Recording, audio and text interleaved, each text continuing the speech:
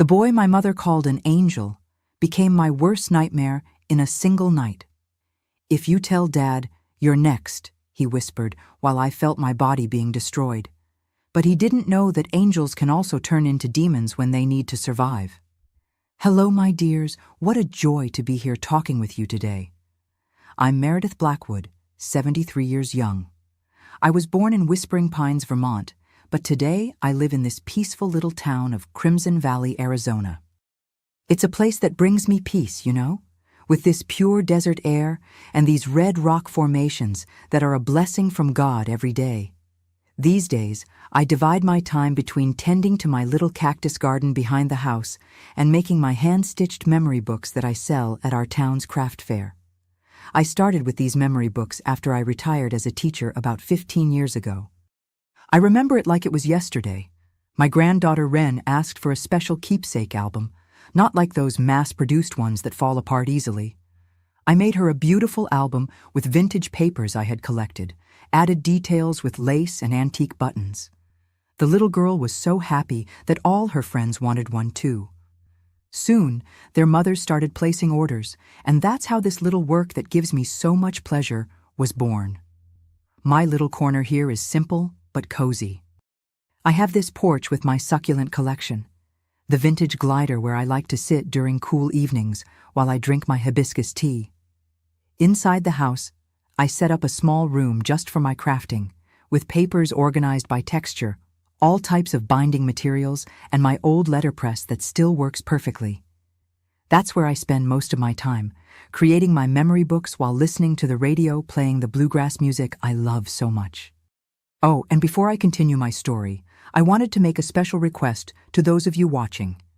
Tell me in the comments, which town are you watching from? And what time of day did you find this video? Early morning with coffee, after lunch, or late in the evening?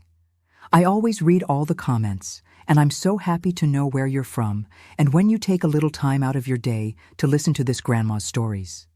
Let me know, okay? And if you can, leave your like and subscribe to the channel so you don't miss any stories. Today, I want to share with you a part of my life that not even my grandchildren know about. A story I've kept for many years because it hurts to remember, but that might help someone who's going through difficult times. Because, my dears, life wasn't always this peaceful view I see from my porch today. There was a time when the sky fell on my head, and I had to find strength where I didn't even know it existed. It's about family, about broken trust, and about how, sometimes, we need to transform ourselves to survive.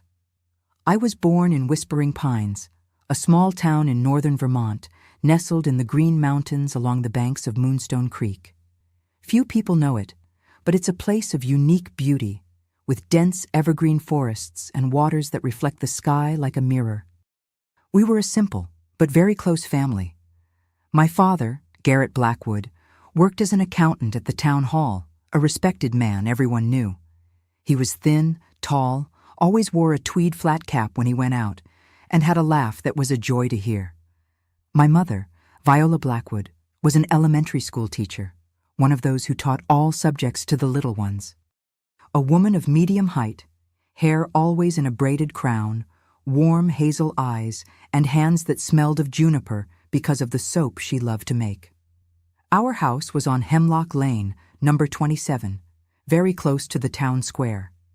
It was an old construction, timber frame with river stone details, typical of the region which had seen settlement by Scottish and French-Canadian immigrants. It had a long hallway that led to 4 bedrooms, a spacious living room with a handcrafted maple sofa and cushions that my mother embroidered, a kitchen with a cast-iron wood stove where we gathered every night, and a backyard with sugar maples, wild blueberry bushes, and a small chicken coop. And how I loved that backyard. That's where I spent most of my time, climbing trees, taking care of the chickens, or playing with my 2 older brothers, Sullivan and Pierce. My childhood routine was quite simple. I woke up early with the rooster's crow, had tea with fresh milk, and homemade sourdough bread with maple butter that Mom made. Then I went to school, which was 4 blocks from home. I studied in the morning and returned for lunch, always hearty vegetable soup, some greens from the garden, and on good days, a small piece of venison. In the afternoon, after helping Mom wash the dishes, I could play. I played hide-and-seek, Red Rover, hopscotch, or house under the maple tree with my friends Zinnia and Temperance, who lived on the same street. We made our dolls from corn husks, dressed with fabric scraps that Mom kept from her sewing. Sundays were special days. We all went to service at Cedar Creek Church at the edge of town. Afterwards, the whole family gathered for lunch, which was always more elaborate, with roasted pheasant and that maple bread pudding that only my mother knew how to make. In the afternoon, when the chill set in, Dad would take us trout fishing at the creek, or we would receive visits from neighbors for tea with maple scones and conversation on the porch. It was a simple life, but a very happy one. But when I was 10 years old, our family changed forever.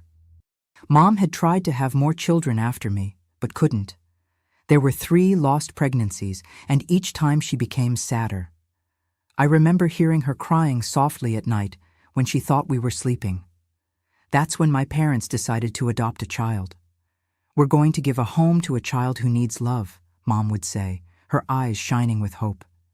That's how Caleb came into our family. He was 8 years old when he came to live with us, 2 years younger than me. He was a skinny boy with copper hair and large, always alert amber eyes. At first he was shy, spoke little, and observed everything. Mom was patient, sitting with him for hours on the porch, telling stories, teaching him letters, making him feel part of our family. Gradually, Caleb opened up. He had a beautiful smile that lit up the whole house when it appeared. He loved helping Dad split firewood and had a special way with animals. And how well he carved! He made beautiful little wooden figurines that Mom proudly displayed on the mantelpiece. Everyone in town commented on how blessed we were to have received that boy into our family. "He seems like a little angel who fell from heaven," the ladies would say after church. At school, Caleb quickly stood out. He was intelligent, learned everything easily, and the teachers always praised him.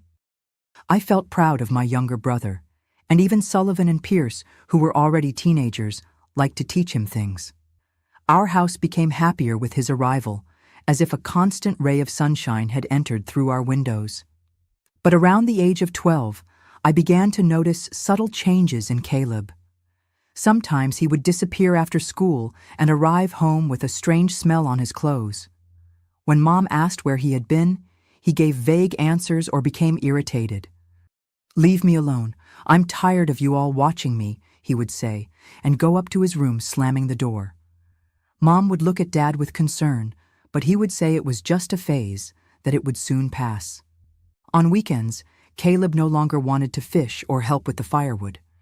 He spent hours away from home with friends no one in the family knew.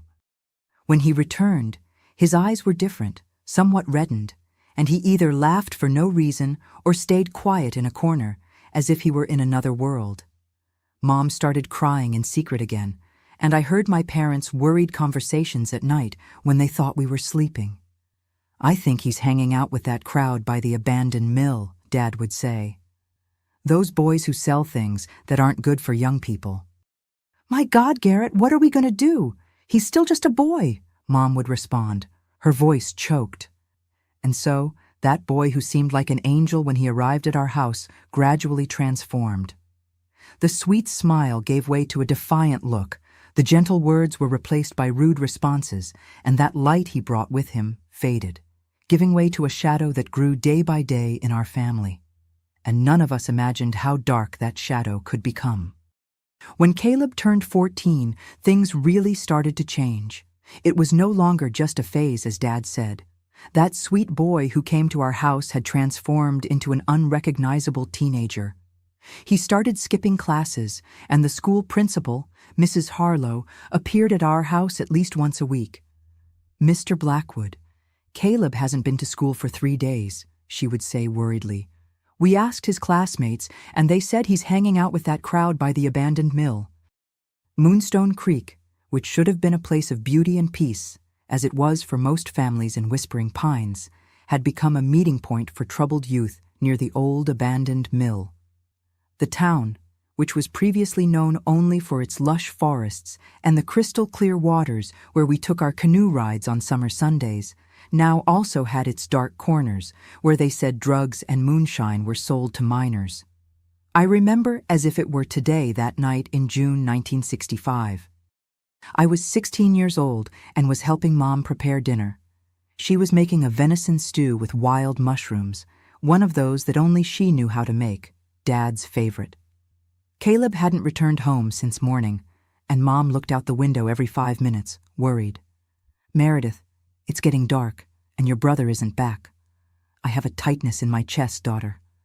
I tried to calm her, saying he must be at a friend's house, that he would soon return. But I also felt something strange, a bad feeling. It wasn't normal for him to miss dinner. As rebellious as he was, Caleb always showed up to eat. That's when we heard a loud noise at the front door. It wasn't a normal knock. It sounded like someone had thrown themselves against it. Mom ran to see what it was, and I followed right behind. When we opened the door, Caleb almost fell into the house. He was staggering, with red eyes and a strong smell of moonshine and something burnt on his clothes. "My son, what happened to you?" Mom asked, frightened, holding him by the shoulders. Caleb pushed her hard, making her hit the wall. "Let go of me, you old nag. I'm tired of you controlling me." I'll never forget the look of shock on my mother's face. It was as if she had been slapped, but much worse. The son she loved so much, whom she had chosen to be part of our family, was treating her as if she were a stranger, an enemy. "Caleb, apologize to Mom right now," I shouted, seized by a courage I didn't know I had. He turned to me with a look that froze my soul. It was no longer my little brother's look. It was the look of a stranger, someone I didn't recognize. "Shut up, you idiot. You don't tell me what to do." "Nobody does." He went upstairs, stomping his feet, and locked himself in his room. Mom was crying silently, leaning against the wall. I went to her and hugged her. "Let's call Dad, Mom. He needs to come home early today." Dad was working the night shift at the town hall, doing overtime to buy a new transistor radio that Caleb wanted so badly. Irony of fate. That night was just the beginning. In the months that followed, Caleb got worse. He started disappearing for entire days, returning with money we didn't know where it came from. And several times Sheriff Thaddeus knocked on our door to warn that he had been seen with the gang that robbed vacation cabins by the creek. Dad tried everything. Talks, punishments, he even sought Reverend Lockhart for counseling. Nothing helped. It was as if something had taken over Caleb, as if the good boy we knew had completely disappeared. One Sunday morning, after church, we were all having tea in the kitchen when Dad tried once more to talk to him. "Son, we love you very much. You know that, don't you? We just want to help you. Please, let us help you." Caleb's response was a mocking laugh. "Help? You never helped me with anything. You brought me to this crappy family just to feel good about yourselves, to show everyone how good you are. Look, we adopted an orphan. We're so charitable."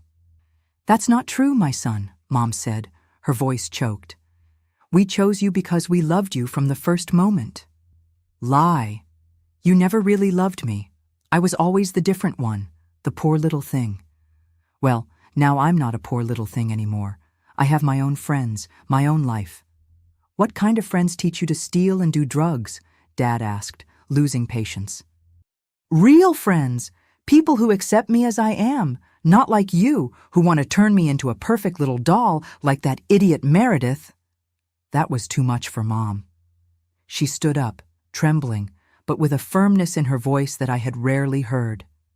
"Caleb Blackwood, you will not speak like that in my house anymore. As long as you live under this roof, you will respect your family. I'm tired of crying every night, tired of seeing your father killing himself, working to give you everything you ask for, only to be treated like this. Either you change this behavior, or we will have to take more serious measures." It was the first time I saw Mom confront Caleb that way. For a moment, I thought he would realize the harm he was causing, that he would apologize. But what happened next changed our lives forever. Caleb jumped up, knocking over his chair. His face was red with anger, his fists clenched. "You're not my real mother to talk to me like that. My real mother abandoned me, and now I know why. Because nobody can really love me. Not her, not you, nobody." He punched the table so hard that the cups jumped, and one of them broke. Then he left, slamming the door with such force that the framed family photo fell off the wall. The three of us remained paralyzed, looking at the closed door. Sullivan and Pierce, my older brothers, no longer lived at home. Sullivan had gotten married and moved to Burlington, and Pierce was studying in Boston. It was just the three of us against the storm that Caleb had become. "He'll come back when he calms down," Dad said, trying to console us. But there was a concern in his eyes that he couldn't hide. Caleb didn't return that day, nor the next. On the third day, when we were already thinking of looking for the police, he appeared at home late at night. He was calmer, even apologized to Mom in an awkward way. He said he had stayed at a friend's house, that he needed time to think. Mom, with that huge heart, hugged him and said it was okay, that the important thing was that he was home. For a few weeks, things seemed to improve a bit. Caleb returned to school, arrived home at the agreed time, even helped Dad split firewood sometimes. But I noticed that something still wasn't right. Sometimes I caught him looking at Mom with a strange, almost frightening look, and when she turned her back, he went back to being the polite boy as always. It was as if he was playing a role, waiting for something. It was during this time that I started locking my bedroom door at night. I couldn't explain why, but something told me I wasn't safe. There were moments when I felt Caleb watching me when I wasn't looking, in a way that gave me chills. But I didn't tell anyone. After all, he was my brother, and Mom had already suffered so much that I didn't want to worry her even more. What I didn't know was that this apparent calm was just the quiet before the storm. A storm that would destroy our family in a way I could never have imagined. It was October 1965, and it had been very cold that day. Dad had left for a work trip. He needed to go to Montpelier for a meeting with accountants from other town halls in the region. He would be gone for 2 days. "Take care," he said before leaving, giving Mom a kiss on the forehead and me a hug. For Caleb, a nod and a "behave yourself, son." Things between them had become so difficult that even gestures of affection had become rare. That afternoon, I was helping Mom make maple syrup with the sap we had collected from our trees. It was a tradition in Whispering Pines, especially in October when the sugar maples were ready. The sweet smell filled the whole house, and normally it was a happy time of laughter and stories. But that day, there was a tension in the air that we couldn't explain. "Meredith, have you seen your brother today?" Mom asked as she stirred the pot of maple syrup. "He left early, even before breakfast. Said he was going to meet some friends." Mom sighed, stirring the bubbling syrup more slowly. "I've been having bad dreams, daughter. I dream of murky water, of doors I can't open. My grandmother used to say that was an omen." "That's silly, Mom. They're just dreams," I replied, trying to calm her. But deep down, I also felt something strange, as if the air had become heavier. We finished the maple syrup late in the afternoon. Mom filled some small glass jars and left the rest cooling in the pot. "I'll save one for your father. He loves it," she said with a sad smile. Then she went to lie down a bit, complaining of a headache. I stayed in the kitchen cleaning up the mess. When I finished, I went to my room to study. I had a math test the next day and wanted to be well prepared. Time passed, and when I realized, it was already getting dark.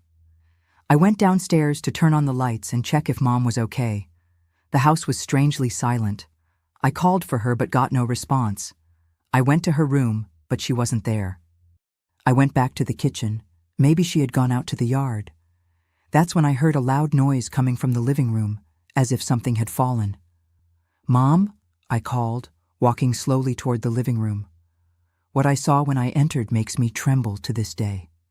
Mom was lying on the floor, blood flowing from her head, forming a dark pool on the light rug she loved so much. And over her, with an expression I will never forget, was Caleb. In his hand, our carved wooden lamp now broken and stained red. "What did you do?" I screamed, running toward Mom. Caleb looked at me, as if only now realizing I was there. His eyes were glazed, his pupils so dilated that you could barely see the color of his eyes. His body trembled slightly, and there was a strong smell of moonshine and something else that at the time I didn't recognize. But today I know was drugs. She wouldn't stop talking. Talking, saying I was destroying the family, that I was a disappointment, he muttered, looking at the lamp in his hand as if he didn't understand how it had gotten there. I knelt beside Mom, terrified. I couldn't feel her breathing. There was so much blood that my hands and my dress soon became soaked. "We need to call a doctor, quick!" I shouted at Caleb. That's when I saw the change in his eyes, as if something had clicked inside him. A look I had never seen before, not even in the worst days. An empty look, but at the same time full of a terrible intention. "Nobody is going to call anyone," he said with a strangely calm voice. "She's already dead anyway." "No, it can't be," I sobbed, feeling a despair that seemed to tear me apart inside. I tried to get up to run to the neighbor's house, Mrs. Abernathy, who had a telephone, but Caleb was faster. He grabbed my arm with such force that it left purple marks. "You're not going anywhere," he said, pulling me away from Mom. "Nobody can know what happened here." "Let me go. We need to help Mom," I screamed, trying to break free. I felt such a hard slap on my face that I saw stars. I fell to the floor, dazed. Caleb dragged me by my hair to the sofa and threw me there. "Listen carefully to what I'm going to tell you," he said through clenched teeth, his face so close to mine that I could smell his sour breath. "Your mother fell. She was cleaning the chandelier, slipped off the ladder and hit her head. It was an accident. Understand? An accident." "But that's not what happened," I cried. You killed her." Another slap, harder than the first. I tasted the metallic flavor of blood in my mouth. "If you tell another story to anyone at all, the same thing that happened to her will happen to you. And then to your father. Do you understand?" I nodded, trembling with fear and pain. He let me go and started walking back and forth, running his hands through his dirty hair. "We need to fix this place up before anyone shows up," he said, more to himself than to me. He went to get a ladder from the service area and placed it next to the chandelier in the living room. Then he forced me to help him clean the blood from the floor. I was crying so much I could barely see what I was doing. My mother, my dear mother, was dead there on the floor, and I was helping her murderer cover up the crime. When we finished cleaning, he held me by the shoulders. "Now we're going to take her to the bedroom. We'll say she wasn't feeling well, went to bed early, and we found her like this in the morning. Understand?" I couldn't answer. He shook me hard. "Understand?" "Yes," I answered, almost voiceless. We carried Mom to the bed. It was a heavy, inert body. Caleb placed her lying down, arranged her hair to hide the wound on her head, and covered her with the sheet up to her neck, as if she were sleeping. Looking at her like this, it really seemed as if she was just resting, if it weren't for the paleness and the blood stain that was beginning to appear on the white pillow. "Now go take a shower and change clothes," he ordered, "and throw away that dress. It's all covered in blood." I went to the bathroom like an automaton. I couldn't think. I couldn't feel. It was as if my soul had left my body and I was watching everything from the outside. I let the hot water run over me, washing away my mother's blood, while silent tears ran down my face. I wanted to scream, but I knew I couldn't. I wanted to run, but where to? When I came out of the shower, dressed in a clean nightgown, Caleb was waiting for me in the hallway. His look had changed again. It was no longer the anger or emptiness of before. It was something different, something that made me freeze inside. "Now it's just you and me," he said, approaching. "And you're going to do exactly what I tell you."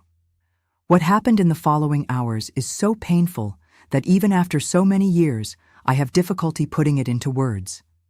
Caleb took me to my room and locked the door. That night, The brother I once loved used not only my body, but my soul. He used me as if I were trash, while I cried silently, my face buried in the pillow, wishing it would end, wishing I would die. "If you tell anyone, your father will be next," he whispered in my ear before leaving the room, already in the early morning. "And you know I'm capable of it." I lay there, unable to move, feeling pains I never imagined existed. Physical, yes, but mainly those of the soul. My mother was dead. I had been violated by my own brother, and I couldn't tell anyone. I couldn't seek help. I couldn't even cry out loud.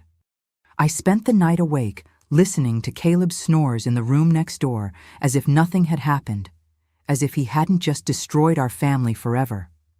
I thought about running away, but where would I go? Who would believe me? And what if he carried out the threat and killed my father, too? The next morning, Caleb woke me up early. His eyes were red and his face swollen, as if he had been crying. But I knew it was a hangover. Remember what we agreed on? It was an accident. Mom fell off the ladder while cleaning the chandelier. "You understood well?" I nodded, unable to look at him. "Now get up and get ready. We have to tell the neighbors, and you have to look normal, understand? No strange looks or crying too much. It was a sad accident, but it was just an accident." I obeyed like a rag doll, without a life of my own. I got dressed, tried to fix my hair, but my hands were shaking so much that I gave up. Caleb watched me all the time, like a vulture, ready to attack me at the slightest sign of disobedience. We went to Mrs. Abernathy's house, our neighbor. Caleb told the story of the accident with a conviction that frightened me. He cried at the right moment, hugged me like a protective brother in front of the neighbor. A perfect performance. Soon the news spread throughout the small whispering pines. The neighbors came, the town doctor, Dr. Emmett, came to examine Mom and sign the death certificate. "Cranial trauma due to accidental fall," he wrote, without suspecting anything. Someone called Burlington, notifying Sullivan. Another person managed to get a message to Dad in Montpelier. The house soon filled with people, with whispered voices, with looks of pity. And in the midst of all this, I, like a shadow, observing the world moving forward while mine had stopped forever on that fateful night. Caleb continued his impeccable performance. The grieving son, the protective brother. He received condolences, thanked the neighbors for the food they brought, organized the preparations for the wake. No one, absolutely no one, suspected the monster behind that mask of mourning. And me? I was trapped in a nightmare from which I couldn't wake up. A nightmare that would continue the following night, and the next, until my father's return. Because Caleb, as if it weren't enough to have taken my mother and my innocence, returned to my room the next 2 nights. And each time he opened that door, a part of me died a little more. Dad would arrive at the end of that day. The house was clean. Mom's wake had already taken place, and the burial would be the next morning. I was sitting on the porch, staring at nothing, when Caleb approached. My entire body stiffened, like a cornered animal that senses the predator nearby.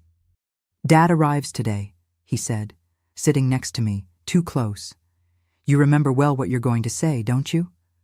I nodded in silence. In those 3 days, I had learned that the less I spoke, the less attention I would draw from him. "Look at me when I'm talking," he ordered, grabbing my chin firmly. "If you open your mouth, if you tell anything different from what we agreed, the next one to have an accident will be him, understand?" His eyes were cloudy, as they always got when he used those strange cigarettes or took the pills he hid in the bottom of the drawer. But there was also a terrifying lucidity there, a calculated cruelty that told me he would fulfill every word of his threats. "I won't say anything," I replied, my voice almost inaudible. He smiled, a smile that had no joy, only satisfaction with the power he exercised over me. "Good girl. Now go get ready, put on a clean dress. You have to look presentable when Dad arrives." Like an automaton, I went to my room and put on the black dress that Mom had made for me the previous Christmas. It was the first time I was wearing it. Mom would never see me in it. This thought made my eyes fill with tears again, but I wiped them quickly. I couldn't cry. I had to look normal. The afternoon dragged on as if each minute lasted an eternity.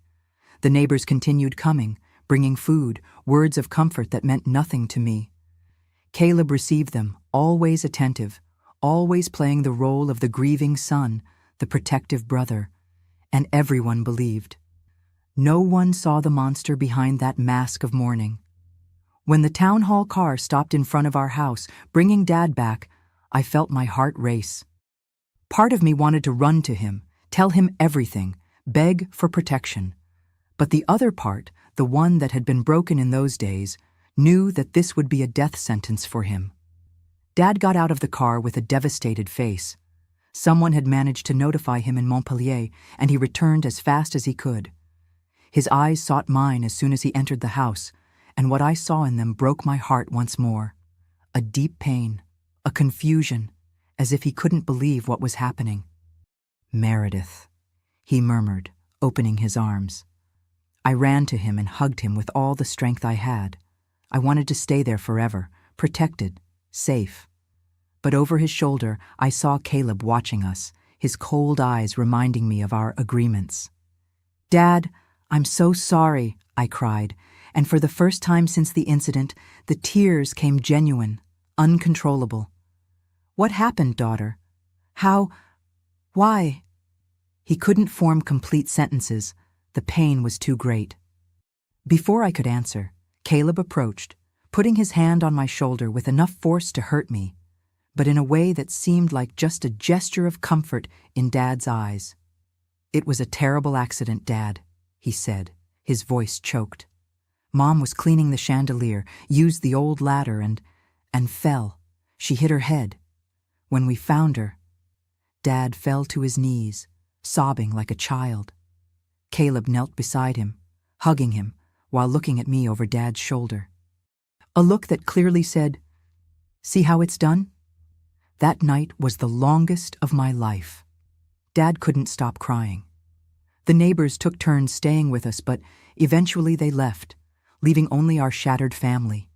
A father destroyed by pain, a daughter trapped in a nightmare, and the monster who had caused it all. When I finally went to my room late at night, I locked the door and pushed the dresser against it. I couldn't stand another night in Caleb's hands. I'd rather die. But even so, I stayed awake all night, sitting on the bed, hugging my knees, trembling at every noise in the hallway, imagining that at any moment he could knock down the door. The burial the next day was like a blur in my memory. So many people, so many empty words of comfort. Dad looked like a ghost, pale, his eyes red from so much crying. Caleb continued his theater, receiving condolences, thanking everyone for their presence. And I was there, standing next to my mother's coffin, unable to say goodbye, unable to process that I would never hear her voice again, feel her embrace. In the days that followed, a dark routine set in at our house. Dad could barely get out of bed. Caleb took control of everything. He paid the bills, did the shopping, cooked. In everyone's eyes, he was the perfect son, taking care of the family in such a difficult time. No one knew that he came to my room every night, that I had to keep the dresser against the door and pretend I was sleeping so that he would give up after knocking a few times. 2 weeks after the burial, I noticed that Caleb was getting increasingly irritated with my refusals. His knocking on my bedroom door was getting louder, his whispered threats at breakfast more intense. I knew I couldn't maintain that resistance for long. He would eventually find a way to get in, or worse, he might take out his frustration on Dad, who was so fragile that anything could break him completely. It was on one of those nights, while I listened to Caleb pound on my door once more, that something inside me snapped. It wasn't just fear I felt now, it was anger, an anger so intense, so primitive, that it almost scared me. How dare he do this to our family? How dare he destroy everything Mom had built with so much love? "You will pay for this," I whispered to myself, tears running down my face no longer from fear or sadness, but from a cold fury that was beginning to take over me. I swear on my mother's soul that you will pay.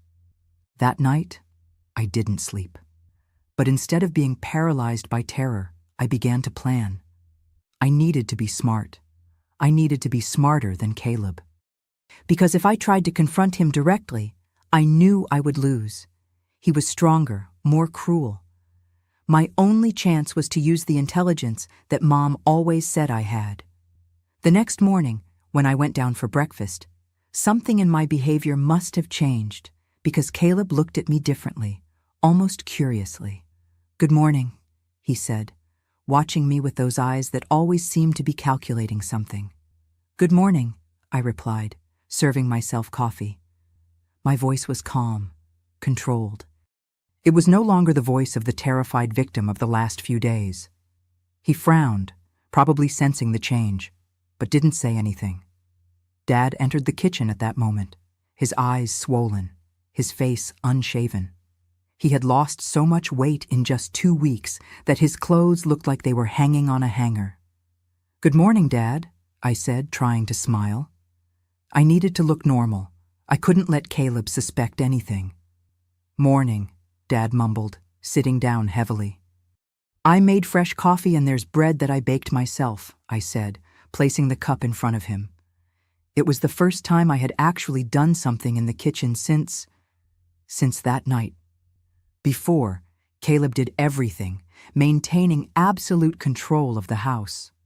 Dad looked at me with a confused expression, then at the cup, as if he didn't understand what it was.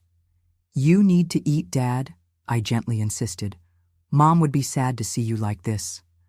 At the mention of Mom, I saw his eyes fill with tears, but he took the cup and took a small sip, as if he wanted to please me. "You're different today," Caleb commented when Dad left the kitchen, taking the coffee he barely touched to his room. I shrugged. "Life goes on, doesn't it? We can't stay in the dark forever." He studied me for a long moment, as if trying to decipher if there was any trap in my words. Finally, he smiled that cold smile I hated so much. "I'm glad you're understanding how things are now," he said, leaning in close to me. "Maybe you don't need to lock your bedroom door at night anymore." I swallowed hard, fighting the urge to move away. "Maybe not," I replied, forcing myself to maintain eye contact. This small exchange changed something in the dynamic between us. Caleb seemed to think he had completely broken me, that I had finally accepted my place in the twisted world he had created. And this false sense of victory made him lower his guard, if only slightly. In the days that followed, I began to observe him carefully, learning his habits, his moments of weakness. I noticed how he always took those strange pills with coffee after lunch, how he became lethargic for about half an hour afterward before the effect really began, how he kept more of these pills in a small tin hidden under the mattress. I saw him taking them once when he thought I was in the backyard. I also began to get closer to Dad, trying to pull him out of that almost catatonic state. I brought him food in his room, told old stories, those that Mom liked to remember on Sundays after lunch. Gradually, I saw a small spark returning to his eyes. It wasn't much, but it was a start. Caleb observed this closeness with suspicion at first, but soon came to see it as further proof that I had accepted the new reality. After all, if I were planning something, why would I care about Dad's well-being? A week after that conversation in the kitchen, I felt it was time. I couldn't wait any longer. Each day in that house was like living in a powder keg about to explode. And if I didn't do something soon, I feared that Caleb might change his mind about keeping Dad alive. I waited for the right moment. It was a Wednesday. Dad had gone to the doctor in town, his first outing since the burial. Caleb was restless, pacing back and forth, smoking one of those cigarettes that made him strange. "Want me to make some coffee?" I asked, trying to sound casual. "You seem nervous." He looked at me, surprised by the offer. Normally, I did everything I could to stay away from him when we were alone in the house. "Maybe," he replied, still suspicious. I went to the kitchen, my heart beating so hard I was sure he could hear it. I took the strongest coffee we had, the one Dad kept for special occasions. While the water was heating, I took the pills I had stolen from Caleb's tin the night before when he was in the bath, out of my dress pocket. I didn't know exactly what they were, but I had seen the effect they had on him. If one or two left him in that lethargic state before the euphoria, what would happen if he took several? My hand trembled as I crushed the 6 pills in the mortar that Mom used for spices, turning them into a fine powder that I mixed into the coffee. "You're taking too long," Caleb shouted from the living room. "Coming," I replied, pouring the coffee into the cup. I added plenty of sugar to disguise any strange taste and took it to him. Caleb took the cup, looking at me intently, as if searching for some sign of betrayal. He took a small sip, then another. "It's good," he said, surprised. "You made it differently." "I used Dad's special coffee. I thought you deserved it," I replied, forcing a smile. He smiled back, that smile that never reached his eyes, and continued drinking. I sat in the armchair across from him, pretending to read a magazine, but watching him over the pages. Gradually, I saw the effects begin. First, he became more relaxed, sinking into the sofa.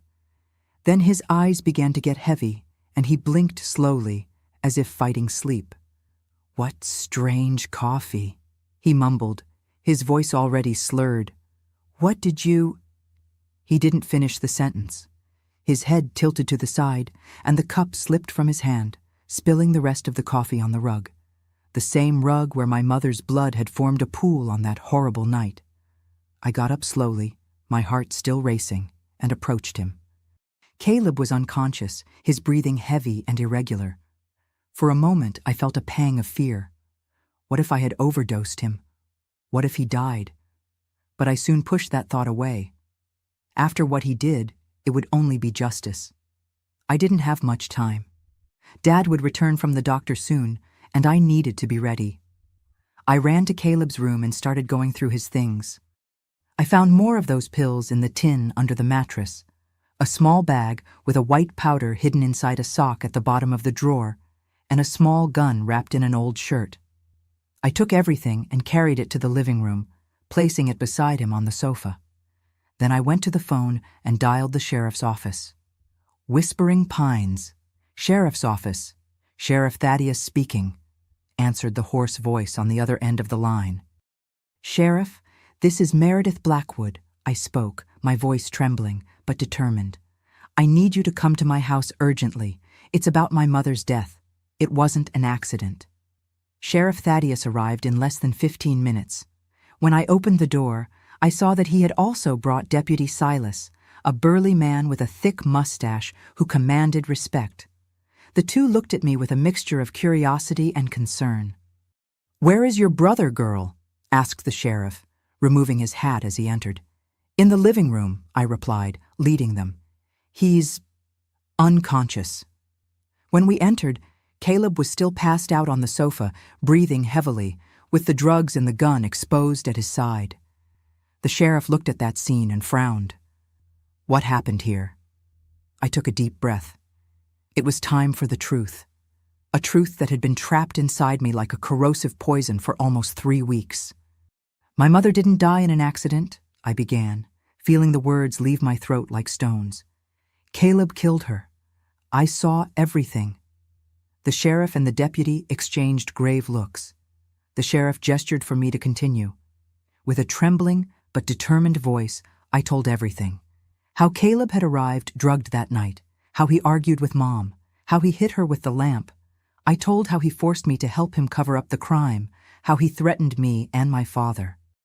And finally, with tears streaming down my face, I told about the acts I suffered on the following nights.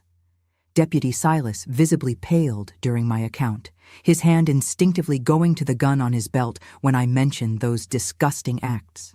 Sheriff Thaddeus, on the other hand, remained impassive, but his eyes revealed contained fury.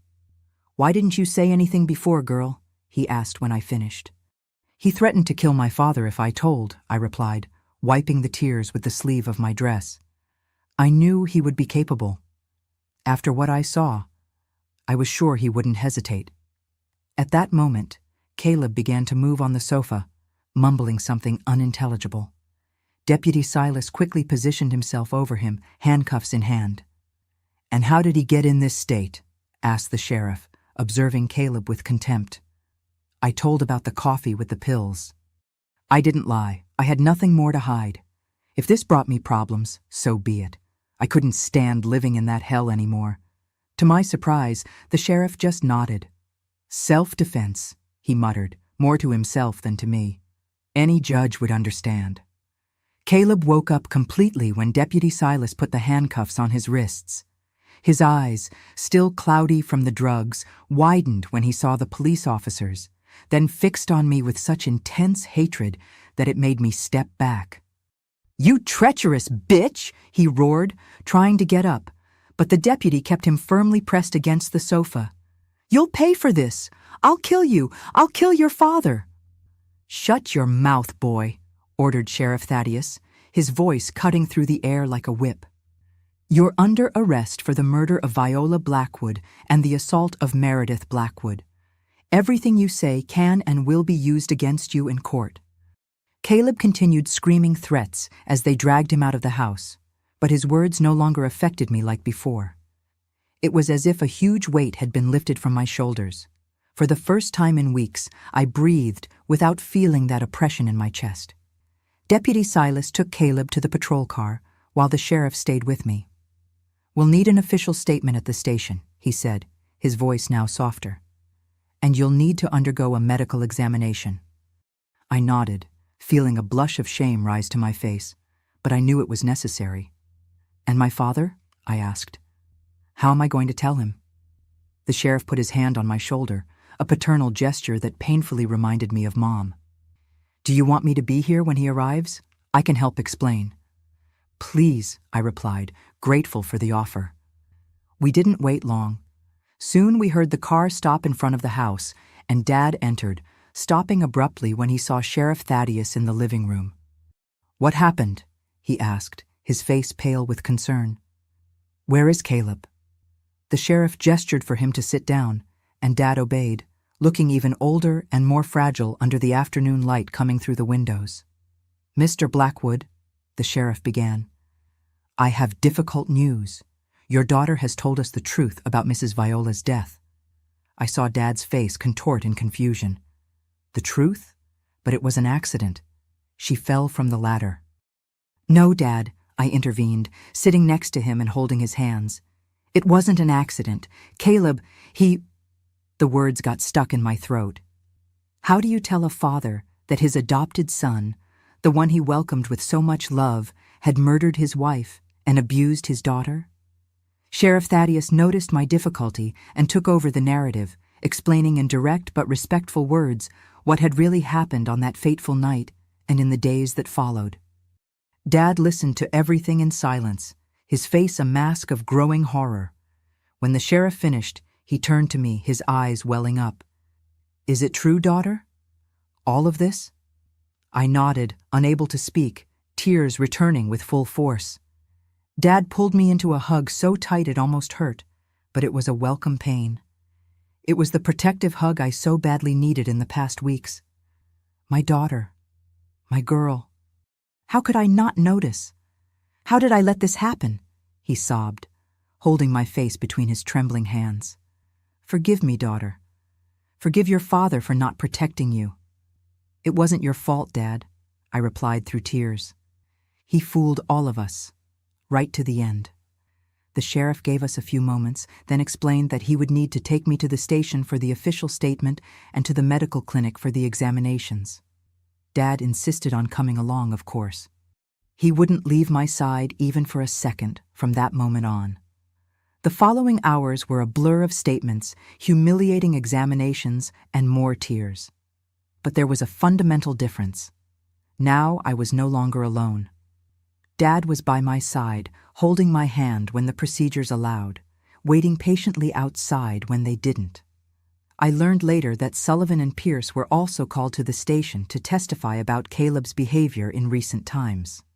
Both confirmed the changes they had noticed, how he had become aggressive and unstable. "I must have felt something was wrong," Sullivan told the sheriff, "because I had been thinking about visiting you, but with work and the new baby, I feel so guilty now. Pierce, always more quiet and observant, revealed that he had seen Caleb with the crowd from the abandoned mill once when he came to spend a weekend at home.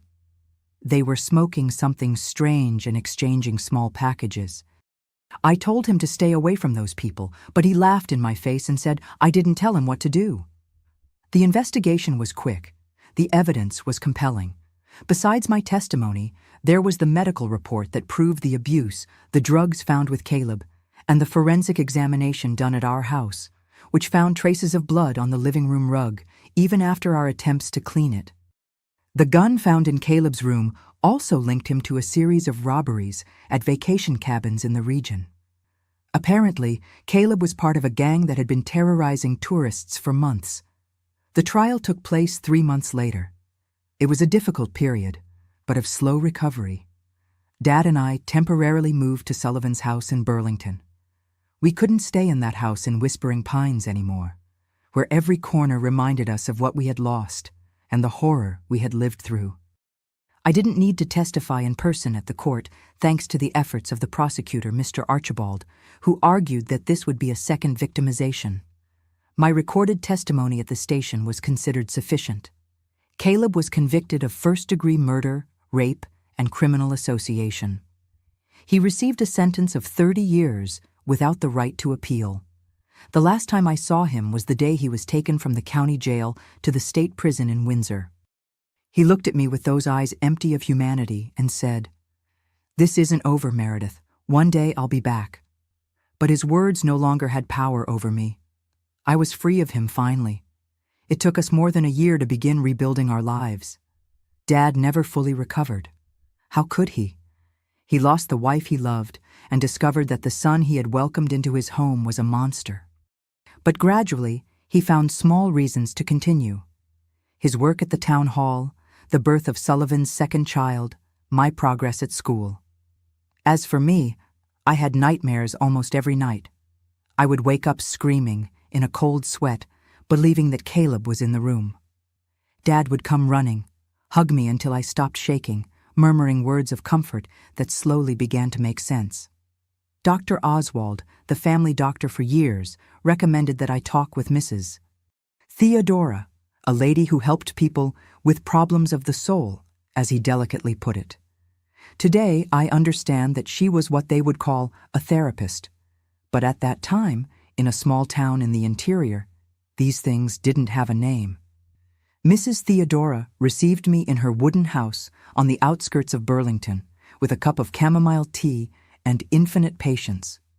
She was the first person I could really talk to about everything that had happened, without fear of judgment or pity. "What happened to you is not who you are," she told me in one of our meetings. "It's something that happened to you, not something that you are." Those words were like a seed planted in barren soil. It took time to germinate, but when it finally sprouted, it changed everything. Gradually, with the help of Mrs. Theodora, Dad, my brothers, and a few friends who didn't drift away after the scandal, I began to rebuild myself. I wasn't the same Meredith as before. That innocent girl had died on that October night. But the new Meredith who emerged from the ashes was stronger, more resilient. In 1967, 2 years after the tragedy, I made a decision that would change the course of my life.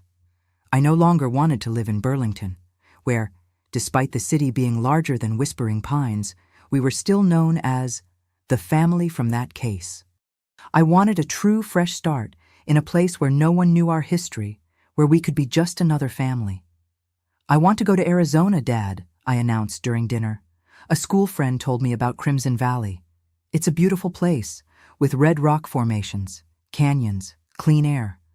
We can start over there." Dad looked at me for a long time, then nodded. "If that's what you want, daughter, then that's where we'll go."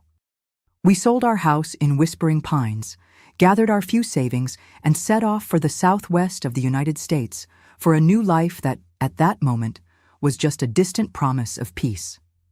Today, here in Crimson Valley, Arizona, at 73 years of age, I look out the window of my simple little house and see a sunset painting the red rock formations that embrace our town in orange and scarlet. It's a view that never tires me, even after so many years living here. This town welcomed us, me and my father, when we most needed a fresh start. We arrived here in 1967, me at 18 years old, and Dad at 48, both carrying wounds that time had not yet healed. At first, we settled in a small rented house near Desert Bloom Plaza. Dad soon got a job as an accountant at the town hall, thanks to his experience, and I started giving private lessons to neighborhood children. Local crafts are one of the references in the town, with several artisans who arrived or were born here and grew and lived from crafts, and that inspired me to learn. A lady, Mrs. Zipporah, taught me to do typical embroidery of the region, and that's how I began my journey as an artisan. Over time, I trained as a teacher and worked at the local elementary school for more than 30 years. I taught generations of Crimson Valley children to read and write, always with the care and patience that Mom had taught me. It was a job that brought healing to my wounded soul. Each child's smile, each little eye shining when discovering the world of letters, was like a small patch on my broken heart. Dad lived with us until 1992, when he left to join Mom. In his last years, he started smiling again. He made friends, fished in the Red Canyon River with some gentlemen from the town, attended church. Crimson Valley, with its exuberant nature and welcoming people, was a balm for both of us. After I retired 15 years ago, I dedicated myself completely to crafts. My memory books became known in the region. I use vintage papers, lace, and antique buttons to create each one, with their cheerful covers and carefully designed pages. I sell them at the fair that happens in the square on weekends, where many tourists who visit the canyons and the national park stop to buy souvenirs. My life today is peaceful and blessed. I have my own little house, a small 2-story adobe and wood with a porch where I put my glider on hot afternoons.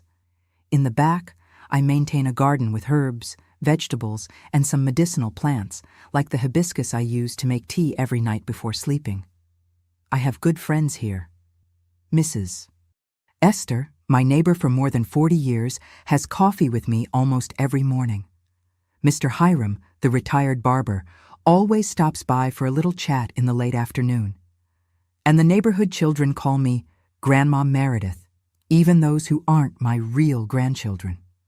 The region's cuisine is strongly influenced by Native American traditions and Southwestern culture, something I learned to appreciate over time. I like to prepare blue corn enchiladas on special occasions, and my prickly pear cookies are famous among the neighbors. My nephews, Sullivan and Pierce's children, visit me regularly, bringing the little ones to spend the July vacations here when the summer festival happens. It's a joy to see the house full, to hear children's laughter running through the yard, like in the times when our family was still whole. I married once to Nathaniel, a history teacher I met at the school where we worked. It was 10 happy years, but he left early, victim of a heart attack. We didn't have children, but his nephews also consider me as a grandmother, which fills me with joy. The scars of the past are still here. I won't deny it. Sometimes I wake up in the middle of the night with my heart racing, remembering those terrible days. But I've learned to live with these memories. They don't define who I am. They're just part of my story. The pain that I once thought would destroy me ended up making me stronger, more compassionate. I discovered that life, even after the worst storms, finds a way to bloom again. Like the desert flowers that are reborn more vibrant after the fire, my soul found its own way to be reborn here, in this little piece of paradise called Crimson Valley. My dear ones who have accompanied me this far, with an open heart, I want to leave a message for you who may be going through something difficult, or know someone who is living in a situation similar to what I lived through. If you are suffering any type of abuse, be it physical, emotional, or psychological, know that you don't deserve it. No one deserves it. No matter what they tell you, no matter how they try to make you feel guilty, you deserve respect, care, and safety. And above all, you have the right to seek help. I know it may seem impossible to get out of such a situation. Fear paralyzes, threats terrorize, shame silences. I understood this firsthand. When you're in the middle of the storm, it's hard to believe that the sun will shine again. But it will, my dear. It will shine again. I learned that age doesn't define our strength, but rather our ability to start over each day. Even when it seems there's no way out, there's always a path we just can't see yet. That's how it was for me. In the darkest moments, when I thought there was no reason to continue, I found within me a strength I didn't know existed. My wrinkles are maps of survival. Each one tells a story of pain overcome. I went through things I thought would completely destroy me. But I'm here, telling my story, in the hope that it might help someone. Life taught me that even in the deepest darkness, our inner light never goes out. Even when they try to diminish us, break us, make us feel worthless, that light remains there, waiting to shine again. I never allowed my dignity to be stolen, even when they tried to take everything from me.